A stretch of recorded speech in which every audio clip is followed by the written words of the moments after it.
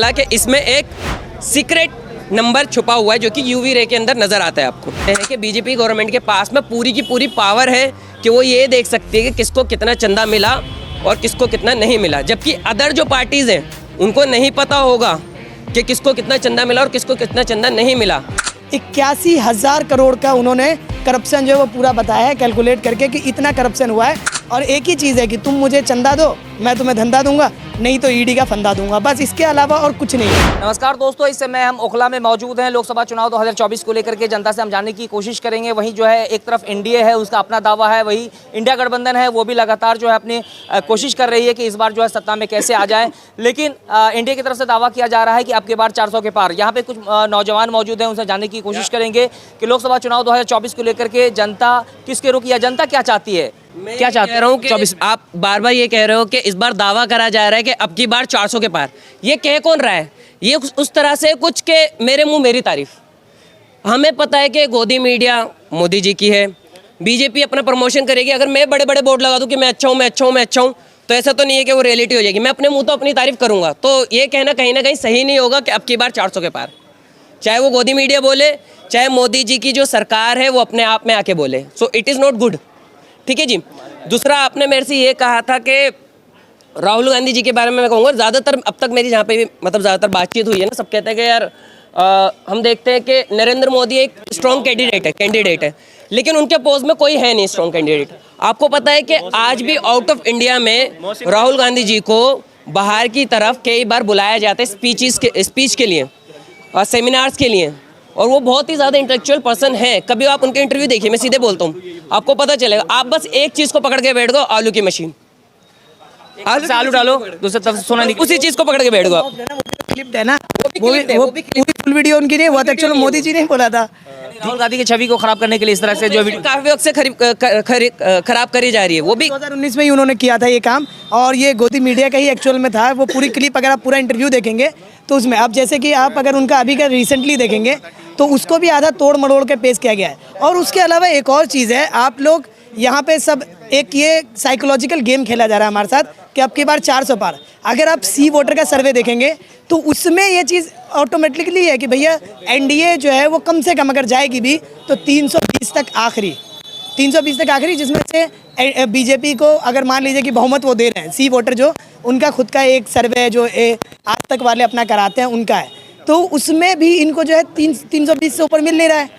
तो ये मोदी जी खुद ब खुद बोल रहे हैं या फिर बीजेपी वाले कि अब की बार 400 पार, जबकि न्यूमेरोलॉजी अगर हम देखें सही तरीके से तो इनकी हालत हर जगह ख़राब है। आप चाहे आप देख लीजिए बिहार में, या आप देख लीजिए महाराष्ट्र में अगर इनकी स्थिति इतनी साफ होती तो ये वो काम करते ही नहीं ना, राज ठाकरे को या बाकी सारे लोगों को अपने साथ लाने की कोशिश कर रहे हैं। तो और अच्छा, और उसके अलावा एक और चीज़ है कि हम लोग यहाँ पे से बहुत कम लोग जानते होंगे, लेकिन इलेक्टोरल बॉन्ड जो है वो एक इंटेलेक्चुअल क्लास में और एक जो इलाइट लोग हैं उनके बीच में ये एक बहुत बड़ा मुद्दा है।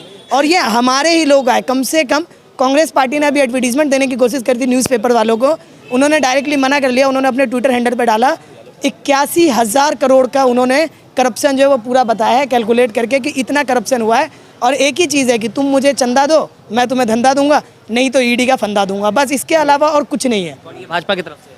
हाँ, ये इनडायरेक्टली तरीके से यही बोला जा रहा है। आप अगर सही तरीके से उस डेटा का एनालिसिस करेंगे तो आपको समझ में आएगा ये चीज़ है। उसके अलावा ये चीज़ मैं आपको बार बार बोल रहा हूँ कि हम लोगों को नंबर गेम में फंसाया जा रहा है। विपक्ष भी लगातार आरोप लगाते हुआ है। अगर चुनावी बॉन्ड का मामला अगर देखें तो उसमें एक अरबिंदो फार्मा करके है, उनका जो है 10 फरवरी 2022 में गिरफ्तारी होती है और 5 दिन के बाद जो है वो चुनावी बॉन्ड के माध्यम से पैसा दे देते हैं, करोड़ रुपया। तो यही चीज़ तो मैं आपसे कहना चाह रहा हूँ कि एक्चुअल में क्या है, जो अरबिंदो फार्मा का जो केस है वो क्या है कि किसी भी तरीके से उनको ब्लैकमेल करने की कोशिश करी, और बाद में जो है अभी जैसे हमारे चीफ मिनिस्टर है उनको इसी वजह से जेल में डाला गया क्योंकि उन्होंने जो है अरबिंदो फार्मा ने ही सरकारी गवाही दी है। और वो सरकारी गवाह बन के सबसे पहले उन्होंने 5 करोड़ का इलेक्टोरल बॉन्ड खरीदा उनके नाम पे, बीजेपी के नाम पे, बीजेपी ने उसको परचेज कर लिया आराम से। तो इस चीज़ से बिल्कुल साफ जाहिर होता है कि ये किस तरीके से कॉरपोरेट्स को और जो ऑपोजिशन है इन दोनों को एक तरीके से जो है वो दबाने की कोशिश कर रहे हैं। एक्चुअल में इलेक्टोरल बॉन्ड का ये है, ठीक है। अब बाकी उसके अलावा 400 इलेक्ट्रल बॉन्ड के माध्यम से चंदा तो जितनी विपक्षी दल है सभी को कुछ न कुछ मिला है। देखिए, एक तो चंदा किसको मिला है ये देखने वाली बात है ना। एक चीज़ और भी है ना, मिला है ज़्यादातर तो चंदा बीजेपी लिए है। अब वो अपना ही छुपाती है कि हम साफ हैं बिल्कुल, वो ये कहते हैं कि हम हमारा बिल्कुल क्लियर है। अब वो तो साड़ी बैठ के लेके वो खा के बैठे हुए हैं, और दूसरी पार्टी को कहते हैं जब उनकी ज़्यादा सीट है तो उनके पास ज़्यादा कैसे चंदा है, बल्कि सबको बरोबर मिलनी चाहिए चंदा ना। अच्छा, एक और बात ये है ना, एक और बात ये है कि विपक्ष क्यों ना ले चंदा, जब आप लोगों ने उसको लीगली बनाया तो उन्होंने ही है ना। विपक्ष ने पहले जो है बहुत दिनों तक मना किया कि हम नहीं ले रहे हैं। अब मान लीजिए कि हमको भी तो पार्टी का खर्चा चलाना है ना, जो भी विपक्ष है उसको भी पार्टी का खर्चा चलाना है, तो वो नहीं करेगा क्या? उसको भी तो लीगली तरीके से उन्होंने लिया। सत्ता पक्ष को अगर ज्यादा मिल गया चंदा तो फिर विपक्षी दलों के पेट में दर्द क्यों होता है? बात ये नहीं है, आप देखोगे ना, तो ये जो इलेक्ट्रल बॉन्ड वाला फंडा था ना 2017 में इंट्रोड्यूस हुआ था बाय द मोदी गवर्नमेंट। आपको पता है मोदी गवर्नमेंट इसलिए कह रहा हूँ क्योंकि बीजेपी गवर्नमेंट मोदी गवर्नमेंट एक ही बात है, सीधे बोलूँ तो मैं। तो आपको ये पता चलता है इलेक्ट्रल बॉन्ड में ये था कि सीधे सीधे शब्दों में कि आप अमाउंट नहीं दोगे, आप इलेक्ट्रल बॉन्ड खरीदोगे एसबीआई या फिर किसी भी बैंक से, और फिर वो जो है कि आप जाकर पर्टिकुलर पार्टी को दे दोगे, और पर्टिकुलर पार्टी वो इलेक्ट्रल बॉन्ड जो है जाकर बैंक में कैश करा लेगी। ये था, वो भी 15 डेज़ के अंदर अगर आपने उसको कैश नहीं कराया तो वो एक्सपायर हो जाएगा। ठीक है, ये था पूरा इलेक्ट्रल बॉन्ड का फंदा, मतलब कि पूरा एक पेपर होता है इलेक्ट्रल बॉन्ड। अब इसके अंदर क्या था कि जो मैं कह रहा हूँ ना कि सबसे ज़्यादा इसके अंदर एक था कि आपको एक सीक्रेट नंबर है जो कि मेरे को पता है इंस्टेंटली, आप जिसका बनाया हुआ प्लान है इंस्टेंटली आप समझ रहे हो। 2017 में ये नीति जो थी, ये आइडिया जो था इंट्रोड्यूस हुआ था बाय द बीजेपी गवर्नमेंट। ठीक है, अब इसमें क्या था, पहले ये कहा गया था ये पूरा का पूरा क्या है कि पूरा का पूरा सीक्रेट लेवल पे रहेगा, किसी को डिटेल नहीं होगी। लेकिन बाद में पता चला कि इसमें एक सीक्रेट नंबर छुपा हुआ है जो कि यूवी रे के अंदर नज़र आता है आपको। ठीक है, अब उस नंबर की जानकारी किसको होगी? जिसने वो पूरा का पूरा आइडिया इंट्रोड्यूस करा होगा। इंस्टेंटली हम कह सकते हैं कि वो आइडिया का इंट्रोडक्शन आया था बीजेपी गवर्नमेंट की तरफ से। ठीक है, ये पूरा का पूरा आइडिया है वो बीजेपी गवर्नमेंट की तरफ से। अब हमें क्या देखने को मिलता है कि आपने कहा कि अगर विपक्ष को चंदा कम मिला और बीजेपी गवर्नमेंट को ज़्यादा मिला, तो इसमें हम ये देख सकते हैं कि बीजेपी गवर्नमेंट के पास में पूरी की पूरी पावर है कि वो ये देख सकती है कि किसको कितना चंदा मिला और किसको कितना नहीं मिला। जबकि अदर जो पार्टीज़ हैं उनको नहीं पता होगा कि किसको कितना चंदा मिला और किसको कितना चंदा नहीं मिला, क्योंकि जिसका ये पूरा आइडिया था वो था बीजेपी गवर्नमेंट का। 2024 में बदलाव क्यों होना चाहिए, क्यों ऐसा लगता है आपको? देखिए भाई, मैं सीधे सीधे कहूँगा, आपने 10 साल, मैं कहता हूँ कि यार आपने 10 साल मोदी गवर्नमेंट को दिए ना, आप 10 साल राहुल गांधी जी को भी दे दो। सीधी सी बात है, एक बार इनको भी तो ट्राई कर लो। लेकिन मोदी जी के बारे में कहा जा रहा है कि वो देश की सेवा के लिए अपना घर बार को त्याग कर दिया और 18-18 घंटा काम करते हैं। अच्छा, मेरे को एक बात बताओ, क्या आप आउट ऑफ इंडिया जाके घूमते हो, आउट ऑफ इंडिया जाके डिफरेंट लैंग्वेज को ट्राई कर रहे हो जो कि आपको बोलनी भी नहीं आ रही है ढंग से, तो मतलब आप मज़े कर रहे हो और ये कह रहे हो कि मैं 18 घंटे काम कर रहा हूँ। और वो कौन कह रहा है? मोदी गवर्नमेंट की कह रही है। मोदी गवर्नमेंट के अलावा आप देखते हो गोदी मीडिया ही कह रही है। तो इसे काम करना नहीं कहते, कहते हैं सरकारी बिल पे मज़े करना। सीधे शब्दों में मैं देखूँ तो 18 घंटे का काम का मतलब क्या होता है? हम मजदूर करते हैं 18 घंटे काम।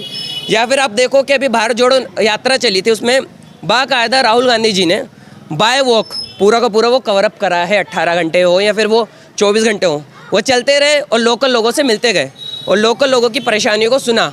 अभी हमने देखा था आज़ादपुर मंडी में, जब हमने एक केस देखा था कि ये जो महंगाई बढ़ती चली जा रही है, तो वो वहाँ पे भी गए थे लोकल लोगों से मिलने। क्या मोदी जी जाते हैं लोकल लोगों से मिलने? नहीं, वो तो आउट ऑफ इंडिया जाते हैं, इंटरनेशनल लेवल से। बात की जाए तो यहाँ अगर दिल्ली में भी कई दंगे हुए, केजरीवाल उसमें मौन रहे हैं, क्या कौन किया? कहता है मौन रहे? कौन कहता है कि मौन रहे? मेरे ख्याल से तो एक बात सबसे बड़ी जो मिसकंसेप्शन है, जो पुलिस है ना वो सेंट्रल गवर्नमेंट के अंडर में आती है। तो इससे पहले सबसे पहले रिस्पॉन्सिबिलिटी किसकी थी? अगर दंगे हो रहे थे तो पुलिस की थी रिस्पॉन्सिबिलिटी। जब पुलिस ने कुछ नहीं करा तो आप गवर्नमेंट से क्या उम्मीद लगाते हो? लेकिन अरविंद केजरीवाल दिल्ली के मुख्यमंत्री, वो चाहे उनके पास जो है काफी विधायक है, वो चाहे तो पूरा फोर्सली रोक सकते हैं। कोशिश कैसे रोक सकते हैं? सेंट्रल गवर्नमेंट, पुलिस तो आपने सेंट्रल गवर्नमेंट को कोशिश किया जा सकता है। कोशिश करी थी। नेक्स्ट डे जब भी दंगे हुए थे ना, उसके नेक्स्ट डे वो गए थे वहाँ पर, जहाँ तक मुझे याद है वो गए भी थे वहाँ पर, उन्होंने चीज़ें देखी भी थी वहाँ पर।